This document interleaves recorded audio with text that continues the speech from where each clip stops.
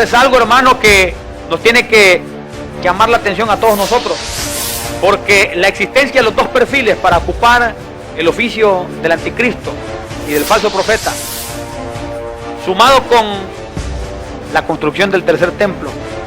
Fíjese que esa es una maqueta, pero lo que usted ve al fondo no es una maqueta.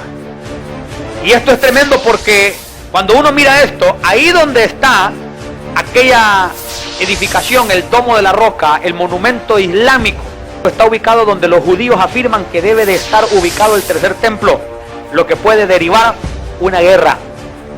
¿Sabe por qué? Porque los islámicos están diciendo, aunque los judíos por bajo tierra están queriéndole derribar el domo de la roca, aunque está en territorio judío, no lo pueden sacar fácilmente porque hay una influencia del Islam gigante que si ellos lo hacen a la fuerza pueden derivar una guerra tremenda.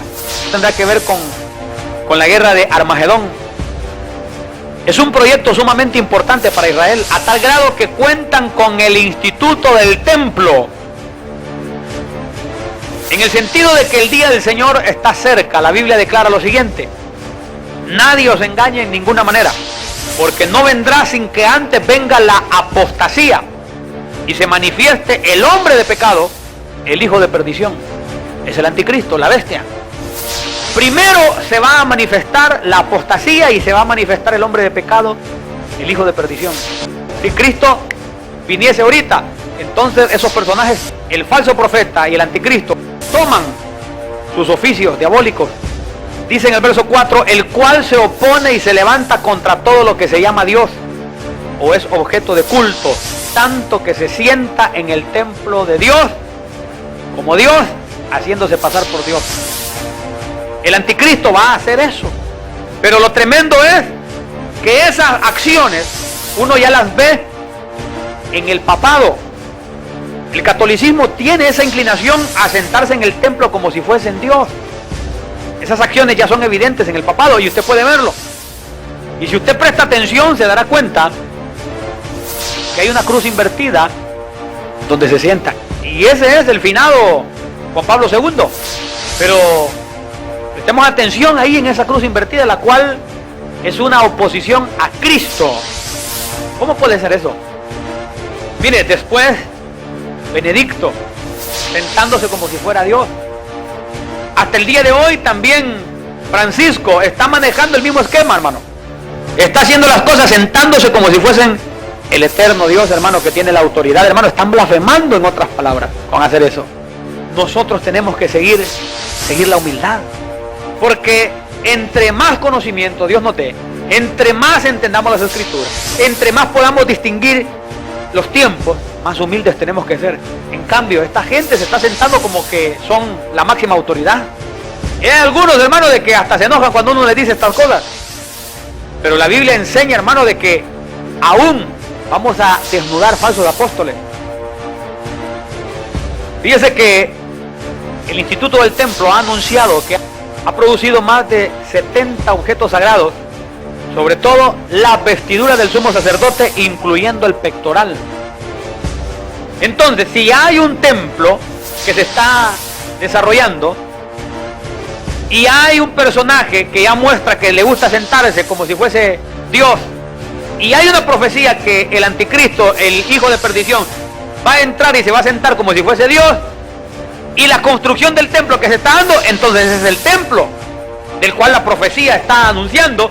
Y si se está construyendo el templo o se están preparando para construirlo, porque el problema es que está allá donde está el domo de la roca, significa, hermano, significa que esta profecía está por cumplirse y el anticristo en cualquier momento va a ingresar en ese lugar. Pero antes, hermano, usted y yo tenemos que prepararnos, porque eso significa que Cristo nos va a llevar, hermano, antes que el anticristo empiece a operar con toda la liberalidad que el mundo le va a dar.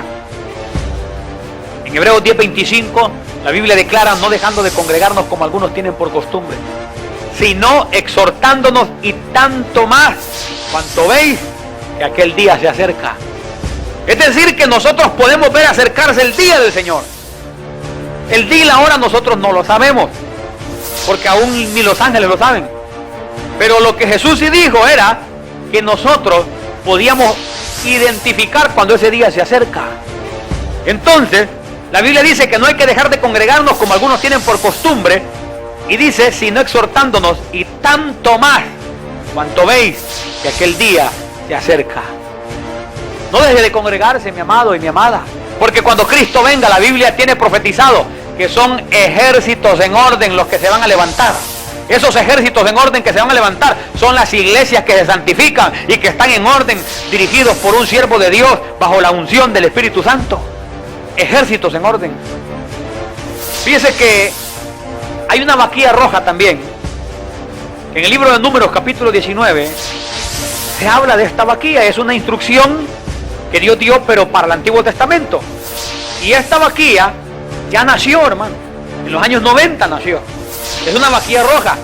Pero esto nos deja ver que esos sacrificios que se van a desarrollar en ese templo que quieren construir y que ya están listos, oiga bien, aún la vaquilla, hermano, ya nació.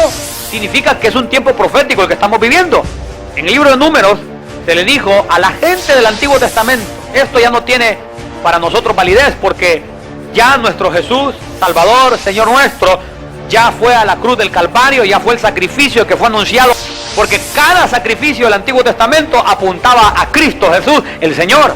Pero en el libro de Números, capítulo 19, verso 2, esta es la ordenanza de la ley que Jehová ha prescrito, diciendo, di a los hijos de Israel que te traigan una vaca alazana perfecta, en la cual no haya falta, sobre la cual no se haya puesto yugo. Y la daréis a Eleazar el sacerdote, y él la sacará fuera del campamento y la hará degollar en su presencia. En la versión de lenguaje sencillo dice, díganles a los israelitas que esto es lo que yo ordeno, traigan una vaca de pelo rojo, que no tenga ningún defecto, y a la que nunca hayan hecho trabajar en el campo. Esa vaquilla se había perdido por mucho tiempo, pero en los años 90 resurgió. Y los judíos lo están viendo como un milagro para poder reactivar los sacrificios en su templo. Cosa que usted y yo sabemos que no es válido, porque el sacrificio universal ya fue manifestado en la cruz del Calvario, cuando Jesucristo, nuestro Señor y Salvador, derramó toda su sangre. ¿Cuántos dicen amén? Denle una ofrenda de palmas a Cristo Jesús si usted lo cree. Vea, de hecho, dijo alguien por ahí, el destino del mundo entero depende de la vaca roja. Vea qué tremendo. Dice un representante del instituto, porque sus cenizas son el único ingrediente que falta para la restauración de la pureza bíblica y por tanto la reconstrucción del templo sagrado. ¿Sabe qué significa eso? Que para ellos esto es un milagro. Que esa vaquilla roja esté ya viva para poder hacer sacrificios, como decía el Antiguo Testamento. Pero para nosotros, los que entendemos las Escrituras por la gracia del Espíritu Santo que nos dirige y nos da la luz, podemos darnos cuenta que esto no marca otra cosa más que el tiempo profético se está cumpliendo y cada vez más estamos cerca de la venida del Señor Jesús.